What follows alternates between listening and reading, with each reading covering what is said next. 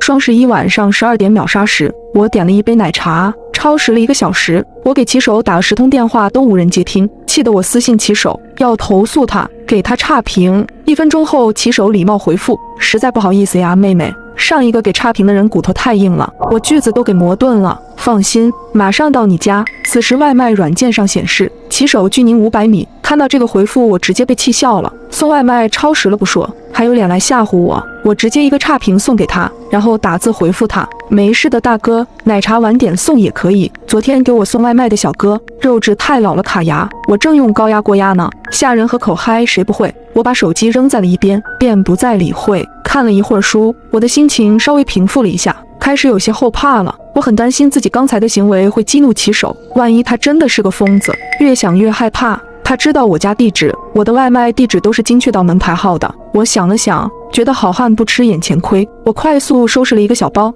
蹑手蹑脚地打开了门，去了对面的603。这间房是我准备毕业后用来干直播的，比较清静，户型小。我没有告诉过任何人。过道里漆黑一片，我放轻了步子，竭力控制自己不惊动过道的声控灯。突然5楼有人咳嗽了1、2声，接着是重重的脚步声，有人上来了，我的心狂跳起来。我赶忙跑到了603，关上了门。是那个骑手来了吗？我悄悄地转过了身子，把眼睛贴在了猫眼上。一个穿着明黄色衣服的小伙提着一杯奶茶，他神色如常，没有丝毫愤怒的样子。他看了眼楼道的号码过后，就急匆匆地上楼了。我松了口气，原来不是给我送奶茶的骑手呀，真是自己吓自己。我擦了擦额头的汗，准备在沙发上将就一晚，明天再想办法。手机铃声突然响了起来，这突兀的一声响，在黑夜显得格外可怕。我被吓得一个机灵，连忙把电话挂断了。是住在我楼上的学姐，比我大2届，她人很好，平时对我也很照顾。我刚想给她回个消息，告诉她自己已经睡了，有什么事明天说，学姐的信息就发过来了：酱汁，你的奶茶怎么送到我这里来了？我赶紧打开外卖软件，发现自己居然把地址填错了。我把地址填成了学姐的了，因为上次学姐帮我修过手机之后，我为了感谢她，请她吃了炸鸡，后来又给她点过几次外卖，不小心把她的地址设成默认的了。而那个骑手就是给我发威胁信的那个，我的心里陡然害怕起来。我咽了口口水，试探性回复：学姐，你开门了？对呀，怎么了？发生什么事了吗？我一开门，那个骑手就疯狂给我道歉，说自己路上有事耽搁了，才把奶茶送晚了，求我不要给他差评。酱汁那小伙子挺诚恳的，都快哭了。社会上挣点钱不容易，一个差评要扣人家几百块，你就别给人家差评了。行，我的心稍微安了一下。虽然不太赞同学姐的话，骑手把餐送迟了还恐吓我给他差评是天经地义的，但多一事不如少一事。原来骑手真的是口嗨，我让他把奶茶给你送下去了。看到这一句，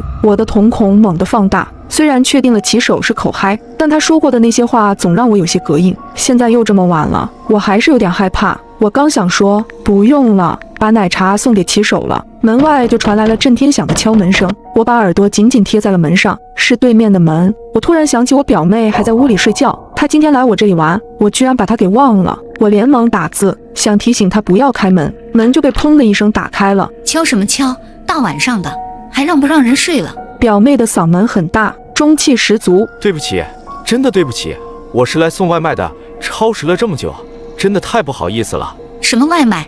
酱女士的奶茶。我姐的，算了，丢我就行了，你往里面看什么看？别把地给我踩脏了。我心下一惊，表妹说话向来是口无遮拦的，我很讨厌她，但也担心她把这个脑子不太正常的骑手给惹怒了。要是她出了什么问题，我是要承担责任的。我直起了身子，从猫眼往外看，骑手背对着我，昏黄的灯光下，他的衣服脏兮兮的，有几块橙黄色的污渍，看着挺像血的。我刚要仔细看，骑手猛地扭过了头，猫眼里他的脸扭曲变形起来，连嘴角的弧度都诡异了几分，像是能隔着门直接看到门内的我。我被吓得差点惊叫出声，我赶紧捂住了自己的嘴，瘫坐在了门前。门外很久都没有说话声传来了，该不会表妹真的遇害了吧？我强迫自己镇定下来。送到了你就走吧。表妹的声音再次传来，砰的一声，门被用力地关上了。楼梯间又归于宁静，再次看向猫眼时，只能看到一片漆黑。那个骑手走了吗？我的心还是没有完全放下。表妹的消息弹出来了，姐，你到哪里去了？是不是一个人偷偷出去玩了？居然不带我，小心我把你的小秘密都告诉你爸妈。你先睡，明天带你玩。你点的那杯奶茶我喝了，喝吧喝吧。我烦躁地回复了句。这些事情把我弄得睡意全无。我把媒体音量调到了最低，坐在沙发上刷了会儿抖音。表妹1周前发的视频弹了出来，是感叹脆皮大学生的。她说自己喝换了牛乳的奶茶，把自己喝进了医院，说自己以后喝奶茶可要认真检查了。我表妹她乳糖不耐受，她平时很注意这个。我那杯奶茶是加了牛乳的，奶茶杯上也写了的，那她为什么还要喝？我心里有了不好的猜测，难道刚才和我聊天的人不是我表妹？